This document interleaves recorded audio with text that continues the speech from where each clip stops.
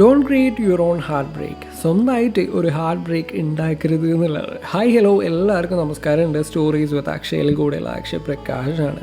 അപ്പോൾ ഇന്ന് നമ്മൾ സംസാരിക്കാനായിട്ട് പോകുന്നതെന്ന് വെച്ച് കഴിഞ്ഞാൽ ഈ പറഞ്ഞ ഓവർ എക്സ്പെക്റ്റേഷൻസിനെ കുറിച്ചിട്ടും നിങ്ങളായിട്ട് തന്നെ ക്രിയേറ്റ് ചെയ്യുന്ന ചില ഹാർട്ട് ബ്രേക്സിനെ കുറിച്ചിട്ടൊക്കെയാണ്. അപ്പോൾ എല്ലാവരും സുഖമായിട്ടൊക്കെ ഇരിക്കുകയാണെന്നൊക്കെ വിചാരിക്കുകയാണ്. ഞാനും അത്യാവശ്യം വലിയ കുഴപ്പമൊന്നും ഇല്ലാണ്ട് ഇങ്ങനെ പോകുന്നുണ്ട് എന്നുള്ളത്. ഇന്ന് ഞാൻ എൻ്റെ ലൈഫിൽ നടന്ന കുറേ ഇൻസിഡൻസും അല്ലേ, അതിപ്പോൾ എപ്പോഴും ഇങ്ങനത്തെ പറയാനുണ്ടല്ലോ, അല്ലെങ്കിൽ ഇതിങ്ങനെ നിങ്ങൾക്ക് ശീലമായി കഴിഞ്ഞല്ലോ എന്നുള്ളത്. സത്യം പറഞ്ഞാൽ ഞാൻ ഈ പറയുന്ന കാര്യങ്ങളൊക്കെ എനിക്കൂടെ വേണ്ടിയിട്ട് പറയുന്നതാണ്, അല്ലെങ്കിൽ എനിക്കൂടെ വേണ്ടിയിട്ട് റെക്കോർഡ് ചെയ്യുന്നതാണ് എന്നുള്ളതാണ്.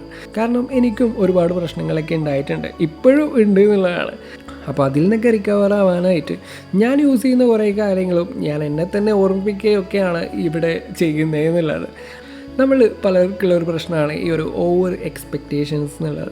ഇതിപ്പോൾ റിലേഷൻഷിപ്പിലും മാത്രമല്ല, ലൈഫിലെ എല്ലാ സ്റ്റേജിലും ഈ പറഞ്ഞ ഒരു ഓവർ എക്സ്പെക്റ്റേഷൻസിൻ്റെ പ്രശ്നങ്ങളും കാര്യങ്ങളൊക്കെ വരാറുണ്ട്. ആൻഡ് ഇതൊക്കെ ചില സമയങ്ങളിൽ നമുക്ക് ഭയങ്കരമായിട്ടുള്ള പ്രശ്നങ്ങളും കാര്യങ്ങളൊക്കെ ഉണ്ടാക്കാറുണ്ട് എന്നുള്ളതാണ്.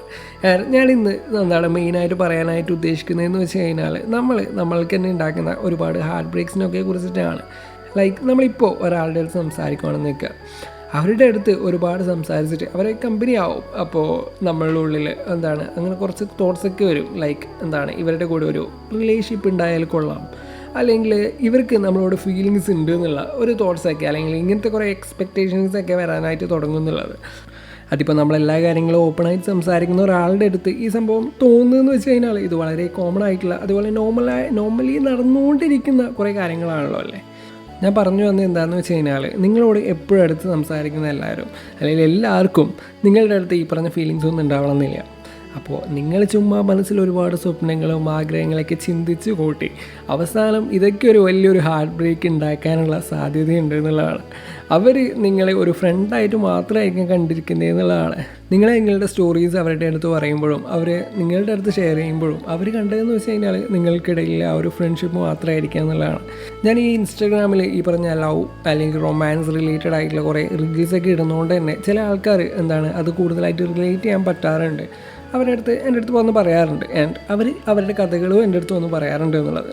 പക്ഷേ ചില മനുഷ്യന്മാരെന്ന് വെച്ച് കഴിഞ്ഞാൽ ഞാൻ ഈ പറഞ്ഞ കഥകളൊക്കെ കേൾക്കുന്നത് കൊണ്ടോ, അല്ലെങ്കിൽ ഞാനിങ്ങനെ വളരെ ഫ്രണ്ട്ലിയായിട്ട് സംസാരിക്കുന്നത് അവർക്ക് നമ്മളുള്ള ഒരു ഫീലിങ്സൊക്കെ വരുന്നു എന്നൊക്കെ പറയുന്നു എന്നുള്ളത്.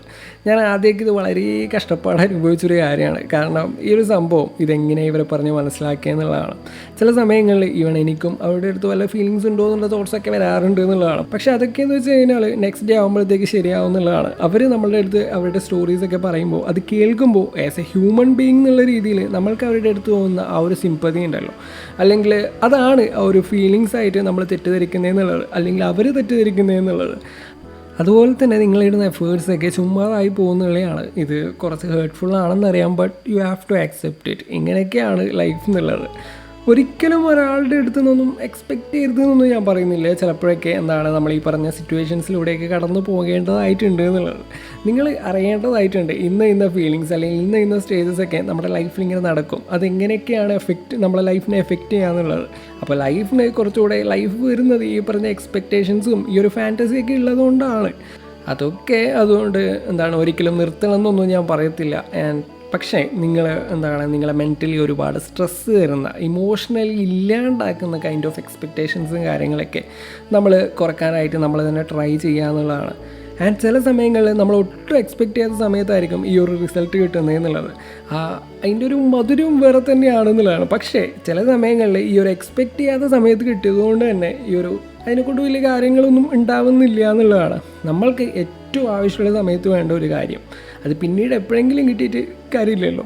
അതുപോലെ തന്നെ ഇപ്പോൾ ഒരു ഡ്രീമിൻ്റെ കാര്യം എടുക്കുക. എന്നെ സംബന്ധിച്ചിട്ട് ഞാൻ ഒരു ഫിലിം മേക്കറൊക്കെ ആവണം എന്നൊക്കെ ആഗ്രഹിക്കുന്ന ഒരാളാണ്. അപ്പോൾ എന്നോട് പലരും പറഞ്ഞേക്കുന്നത് എന്താണെന്ന് വെച്ച് കഴിഞ്ഞാൽ, നീ ഇതിന് വേണ്ടി ഡെയിലി ഇങ്ങനെ വർക്ക് ചെയ്യണം, അങ്ങനെ ചെയ്യണം, ഇങ്ങനെ ചെയ്യണം എന്നൊക്കെയാണ്. പക്ഷേ ഞാനിങ്ങനെ ഡെയിലി ഇങ്ങനെ ഇരിക്കാറൊന്നുമില്ല. ഞാൻ നല്ലപോലെ ഒരു ഡൗൺ ടൈം അല്ലെങ്കിൽ ഒരു മീ ടൈമൊക്കെ ആഗ്രഹിക്കുന്ന ഒരാളാണ്. അപ്പോൾ ഞാനൊന്ന് ഓക്കെ ആവാനായിട്ട്, ഞാനൊന്ന് മെൻ്റലി റിലാക്സ്ഡ് ആവാനായിട്ട് ഒരുപാട് ടൈം എടുക്കാറുണ്ട്. അതുപോലെ തന്നെ വർക്ക് ചെയ്തുകൊണ്ടിരിക്കുമ്പോൾ ഞാൻ അതിൽ ഫുള്ളി ഡെഡിക്കേറ്റഡ് ആയിട്ട് ഇരിക്കാനായിട്ട് ശ്രമിക്കാറുണ്ട് എന്നുള്ളത്. അവിടെ മറ്റു ചിന്തകൾക്കൊന്നും സ്പേസ് ഇല്ല എന്നുള്ളതാണ്. ലൈക്ക് മുന്നേ ഇങ്ങനെ സ്ക്രിപ്റ്റൊക്കെ എഴുതാനായിട്ട് ഇരിക്കുമ്പോൾ ഉറങ്ങാറ് പോലും ഇല്ല എന്നുള്ളതാണ്. അത് അതൊന്ന് കംപ്ലീറ്റ് ആക്കുന്നവരെ ഒരു സമാധാനം കിട്ടൂല എന്നുള്ളതാണ്, അങ്ങനെ ഇരിക്കുന്നുള്ളതാണ്. അതുകൊണ്ട് തന്നെ എനിക്ക് തോന്നിയിട്ടുള്ളൊരു കാര്യം എന്താണെന്ന് വെച്ച് കഴിഞ്ഞാൽ പ്രൊഡക്റ്റീവ് ടൈം പോലെ ഇമ്പോർട്ടൻ്റ് ആണ് നമ്മുടെ ഡൗൺ ടൈം എന്നുള്ളത്. അതായത് നിങ്ങൾ ഈ മെൻ്റലി റിലാക്സ്ഡ് ആവാനായിട്ട്, സ്ട്രെസ് ഫ്രീ ആവാനായിട്ട് ഈ ഡൗൺ ടൈം യൂസ്ഫുൾ ആവുന്നുള്ളതാണ്. അപ്പോൾ ബ്രേക്ക് വേണമെന്നൊക്കെ തോന്നുമ്പോൾ ജസ്റ്റ് ടേക്ക് ഇറ്റ്. ഇന്ന് നിങ്ങളൊരു റെസ്റ്റ് എടുത്തു എന്ന് വെച്ചിട്ട് നിങ്ങൾ നാളെ സക്സസ്ഫുൾ ആവാണ്ടിരിക്കുകയൊന്നുമില്ല. അപ്പോൾ ഇത്രയൊക്കെയാണ് ഡ്രീംസുമായിട്ട് റിലേറ്റ് ചെയ്തിട്ട് എനിക്ക് പറയാനായിട്ടുള്ളത് എന്നുള്ളത്. അപ്പോൾ നമ്മൾ പറഞ്ഞു തുടങ്ങിയ കാര്യം എന്ന് വെച്ച് കഴിഞ്ഞാൽ ഈ പറഞ്ഞ ഓവർ എക്സ്പെക്റ്റേഷൻസ് ഒക്കെ ആണല്ലോ. കുറച്ചൊക്കെ ഫാൻറ്റസിയും കാര്യങ്ങളൊക്കെ ആവാം, ബട്ട് ഓവറായിട്ട് എന്താണ് ഒരാളുടെ അടുത്തു നിന്നും ഒരു കാര്യവും എക്സ്പെക്റ്റ് ചെയ്യാണ്ടിരിക്കുക, ഓവറായിട്ട് എക്സ്പെക്റ്റ് ചെയ്യാണ്ടിരിക്കുക. ആൻഡ് അതുപോലെ തന്നെ നിങ്ങളെ ഒരുപാട് ഇഷ്ടപ്പെടുന്ന, ഒരുപാട് മനസ്സിലാക്കുന്ന ഒരാൾ ചിലപ്പോൾ നിങ്ങളുടെ കൂടെ തന്നെ ഉണ്ടാവും, അല്ലെങ്കിൽ അങ്ങനെ ഒരാൾ അടുത്ത് തന്നെ വരുന്നുണ്ടാവാം. അപ്പോൾ നിങ്ങളുടെ ഇൻസെക്യൂരിറ്റീസൊക്കെ ഹീൽ ചെയ്യാനായിട്ട്, നിങ്ങളുടെ ഡ്രീംസിനെയൊക്കെ സപ്പോർട്ട് ചെയ്യാനായിട്ട്, ആൻഡ് നിങ്ങളുടെ വിഷമങ്ങൾക്കൊക്കെ ഒന്ന് കൂടെ നിൽക്കാനായിട്ട്, നിങ്ങളെ അപ്രീഷിയേറ്റ് ചെയ്യാനായിട്ട് നിങ്ങൾക്കൊരു ഹോം ഫീലിംഗ് തരുന്ന ഒരാൾ നിങ്ങളുടെ അടുത്തേക്ക് വരിക തന്നെ ചെയ്യുന്നതാണ്. Just give time for that. അപ്പോൾ പെട്ടെന്നൊരു റിലേഷൻഷിപ്പിലൊന്നും പോകണ്ട. ആൻഡ് അതിനെക്കുറിച്ചിട്ടുള്ള എപ്പിസോഡ് എൻ്റെ മുന്നേ എപ്പിസോഡിൽ ഏതോ പറഞ്ഞിട്ടുണ്ട്, പെട്ടെന്നൊരു റിലേഷൻഷിപ്പിൻ്റെ ആവശ്യമുണ്ടോ എന്നുള്ളതിനെ പറ്റിയിട്ടൊക്കെ. അപ്പോൾ ഇത്രയും കാര്യങ്ങളാണ് ഇന്ന് എനിക്ക് പറയാനായിട്ടുള്ളത് എന്നുള്ളത്. ഇന്നൊരു കുട്ടി എപ്പിസോഡാണ്.